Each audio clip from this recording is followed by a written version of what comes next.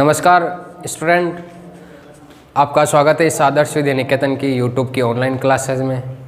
आज जो आपके 12th बायोलॉजी का हमारे चैप्टर चल रहा था रासायनिक समन्वय, उस चैप्टर में हमने एक तो पीयूष ग्रंथि, एक आपके पीनियल ग्रंथि, एक आपके थायराइड ग्रंथि, इन 3 ग्रंथियों के बारे में हमने पढ़ लिया था। अब जो हमारी इस क्लास है, इस वीडियो में हम पढ़ेंगे आपके एक तो पैराथायराइड ग्रंथि के बारे में, इसके अलावा एक ग्रंथि पढ़ेंगे हम आपके थाइमस ग्रंथि के बारे में। ठीक है, इन 2 ग्रंथियों को पढ़ेंगे। कल मैंने जो आपको एक थायराइड ग्रंथि पढ़ाई थी, उस थायराइड ग्रंथि में मैंने आपको 2 हार्मोन बताए थे। कौन कौन से हार्मोन? एक हार्मोन तो था आपके थायरोक्सिन हार्मोन। कौन सा हार्मोन था? Thyroxine hormone. इस थायरोक्सिन हार्मोन के अलावा एक हार्मोन सेकेंड नंबर था, वो हार्मोन था आपके कैल्सिटोनिन हार्मोन। कौन सा हार्मोन? Calcitonin hormone. कौन सा हार्मोन था आपके? कैल्सिटोनिन। इस कैल्सिटोनिन हार्मोन के बारे में हमें बात करनी थी। इस थायरोक्सिन हार्मोन के बारे में कंप्लीट बात कर ली थी, अब कैल्सिटोनिन हार्मोन के बारे में बात करनी। इस कैल्सिटोनिन हार्मोन में ये ध्यान रखना कि जो आपके थायराइड ग्रंथि में कुछ विशेष प्रकार कोशिका पाई जाती है, जिन्हें कहते हैं सी कोशिकाएं। क्या कहते हैं? सी कोशिकाएं। इन सी कोशिकाओं के द्वारा आपकी कैल्सिटोनिन हार्मोन का स्त्रावण किया जाता है। अब देखो यहाँ पे नाम क्या रहा? कैल्सिटोनिन, मतलब कैल्सी से बन जाएगा आपका कैल्शियम। क्या बन जाएगा? कैल्शियम। यह हार्मोन क्या करता है? हमारे शरीर में कैल्शियम होता है, उसकी कमी करता है। मतलब क्या होता है कि अगर इस हार्मोन की शरीर में अधिकता हो जाती है तो कैल्शियम की मात्रा क्या हो जाती है? कम। और अगर इस हार्मोन की कमी हो जाती है शरीर में तो शरीर में क्या हो जाता है? कैल्शियम की मात्रा बढ़ जाती है, ज़्यादा हो जाती है। आपने कभी देखा होगा कि जो ज़्यादा गुस्सा करता है, जो ज़्यादा मतलब हाई लेवल में होता है, उसे आप क्या बोलते हो? हाइपर बोलते हो ना, कि हाइपर मत हो, थोड़ा कम हो जा, हाइपर मत हो, है ना। तो देखो, अगर शरीर में इस कैल्सिटोनिन की मात्रा क्या होती है आपके? कैल्सिटोनिन की मात्रा अगर क्या हो जाती है शरीर में? कम होती है। किसकी मात्रा? कैल्सिटोनिन की। तो कैल्सिटोनिन की मात्रा कम होगी तो शरीर में किसकी मात्रा ज़्यादा होगी? आपके कैल्शियम की मात्रा क्या हो जाएगी? आपके ज़्यादा हो जाएगी। और कैल्शियम की मात्रा ज़्यादा होती है तो इसे बोलते हैं हाइपर कैल्सीमिया। क्या बोलते हैं? Hyper calcaemia.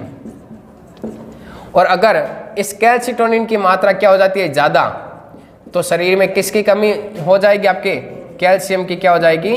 कमी हो जाएगी। और कैल्शियम की कमी को बोलते हैं आपके हाइपोकैल्सीमिया। क्या बोलते हैं? हाइपोकैल्सीमिया।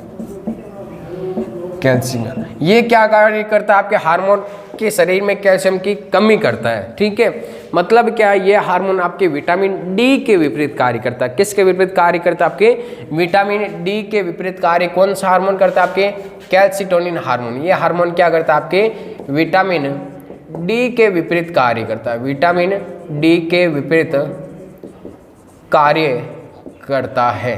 कौन सा हार्मोन करता है? आपके कैल्सिटोनिन हार्मोन। ये आप इस कैल्सिटोनिन हार्मोन के बारे में ध्यान में रखना।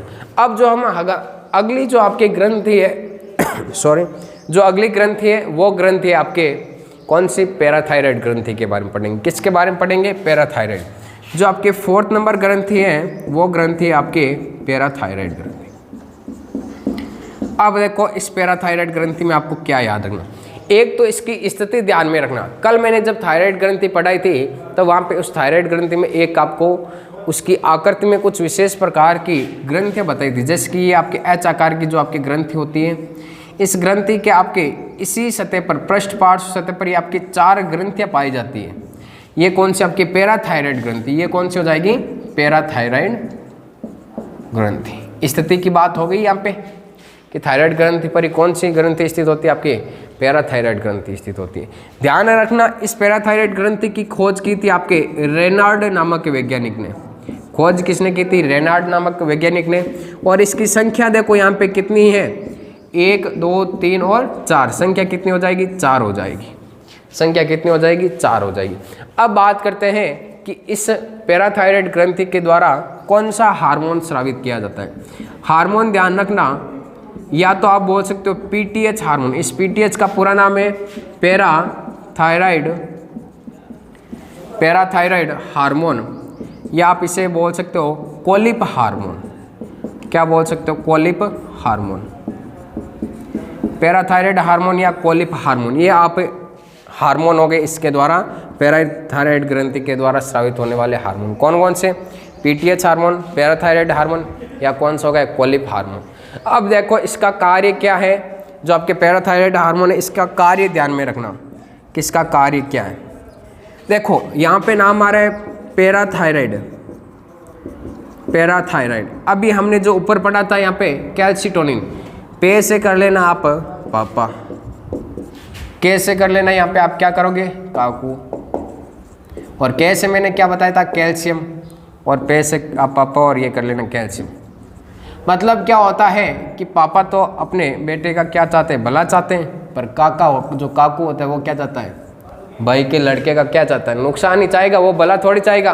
तो काकू तो हमेशा क्या करता है? कैल्शियम की कमी करता है, जबकि पापा होते हैं वो क्या करते हैं? कैल्शियम की वृद्धि करते हैं। मतलब क्या होता है कि पापा मतलब पैराथायराइड जो ग्रंथि है वो क्या कार्य करते हैं? आपके कैल्शियम की वृद्धि करता है, जबकि जो कैल्सिटोनिन हार्मोन है, ये कैल्सिटोनिन हार्मोन क्या करता है? इस कैल्शियम की कमी करता है शरीर में, ये ध्यान में रखना।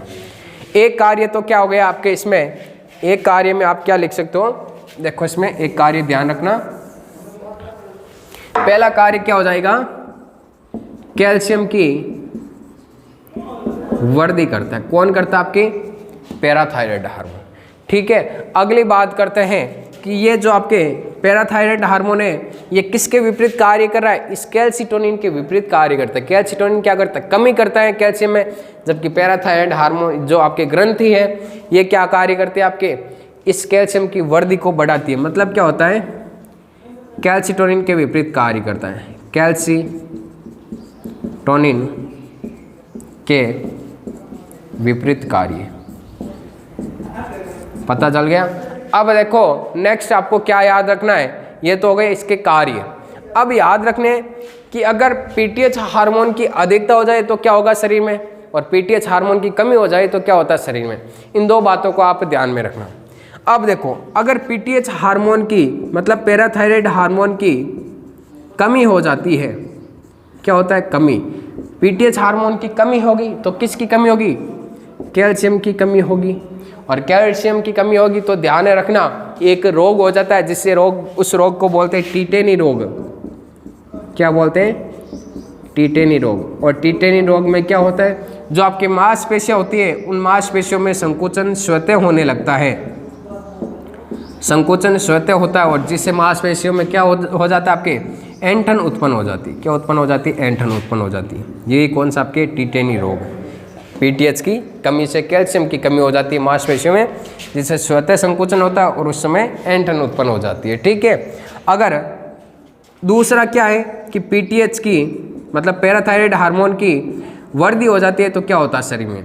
तो क्या होगा? कैल्शियम की वृद्धि होगी। अब ध्यान देना यहाँ पे कि कैल्शियम की वृद्धि भी हमारे शरीर के लिए क्या हो सकती है? घातक हो सकती है। किस प्रकार कि अगर कैल्शियम की वृद्धि हो जाती है तो हमारी जो हड्डियाँ होती है उन हड्डियों की भक्षण प्रकृति हो जाती है। कैसी प्रकृति हो जाती है? भक्षण प्रकृति।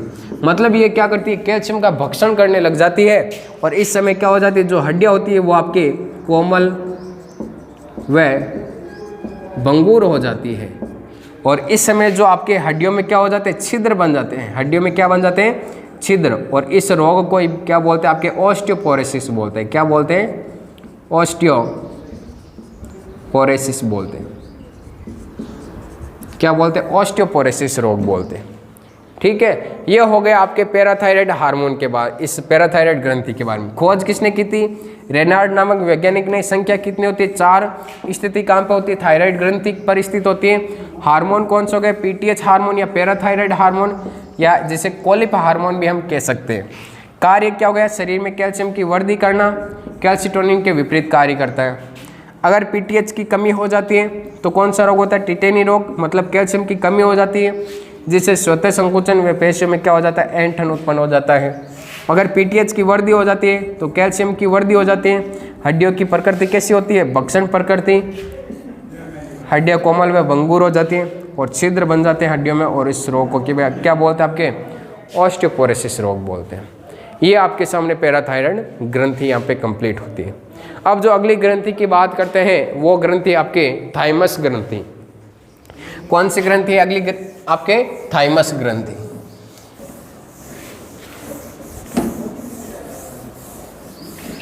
अब देखो अगली ग्रंथि पढ़ते हैं हम आपके थाइमस ग्रंथि। 5 नंबर जो ग्रंथि है वो ग्रंथि है आपके थाइमस ग्रंथि। अब देखना यहाँ पे इस थाइमस ग्रंथि में आपको क्या याद रखना, एक तो इसकी स्थिति याद रखनी, इसका कार्य क्या है, और ये आपके जो कार्य करते, इसके अलावा एक आपको हार्मोन याद में रखना। एक तो क्या याद रखना आपको, स्थिति याद में रखनी, स्थिति के बाद में इसका हार्मोन याद रखना। क्या याद रखना, हार्मोन। हार्मोन के बाद में इसका आपको कार्य याद रखना। ये 3 बातें आपको इसमें याद रखनी। स्थिति कहाँ पे होती है, जो आपकी जो श्वास नली को इंग्लिश में बोलते हैं ट्रेकिया, आपकी बुक में ट्रेकिया नाम है, मतलब क्या, श्वास नली। श्वास नली के पास में स्थित होती है कौन सी ग्रंथि, आपके ये आपके थाइमस ग्रंथि। ठीक है, स्थिति कहाँ पे हो जाएगी, वक्ष गुहा में। ट्रेकिया को क्या बोलते हैं, श्वास नली के पास स्थित हो गई स्थिति। अब हार्मोन की बात करें, इसके द्वारा थाइमोसिन हार्मोन स्रावित किया जाता है। कौन सा हार्मोन, थाइमोसिन हार्मोन स्रावित किया जाता है। इसका कार्य होता है आपके प्रतिरक्षा का कार्य, प्रतिरक्षा तंत्र का विकास करना। किसका विकास करना, प्रतिरक्षा तंत्र का विकास करना। अब देखो कि जो छोटे बच्चे होते हैं उनमें क्या होता है कि ये थाइमस ग्रंथि बहुत ही अधिक सक्रिय और विकसित होती है। कैसी होती है, आपके जो आपके बाल्यावस्था में, ध्यान रखना, बाल्यावस्था में थाइमस ग्रंथि सक्रिय व अधिक विकसित होती है, अधिक विकसित होती है। जिससे क्या होता है कि जो छोटे बच्चे, मतलब बाल्यावस्था में क्या होती है, प्रतिरक्षा तंत्र तो ठीक होती है, पर जैसे जैसे उम्र बढ़ती है तो आपकी जो प्रतिरक्षा क्षमता होती है वो क्या हो जाती है, कम हो जाती है।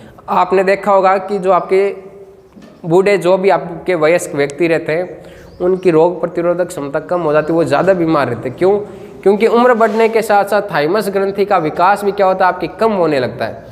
अंत में जैसे एकदम बूढ़ापा आ जाता है तो उस समय क्या होता है कि जो थाइमस ग्रंथि होती है वो एक आपके प्रवर्ध के रूप में रह जाती है, पूर्ण विकसित नहीं हो जाती है, और एकदम बुढ़ापे में क्या हो जाती है, ये नष्ट हो जाती है। मतलब क्या है कि जो थाइमस ग्रंथि है उम्र बढ़ने के साथ साथ क्या हो जाती है, आपके नष्ट हो जाती है। ठीक है, ध्यान हो गया यहाँ पे कि एक तो स्थिति ध्यान में रखनी, वक्ष गुहा में, ट्रेकिया मतलब श्वास नली के पास में स्थित।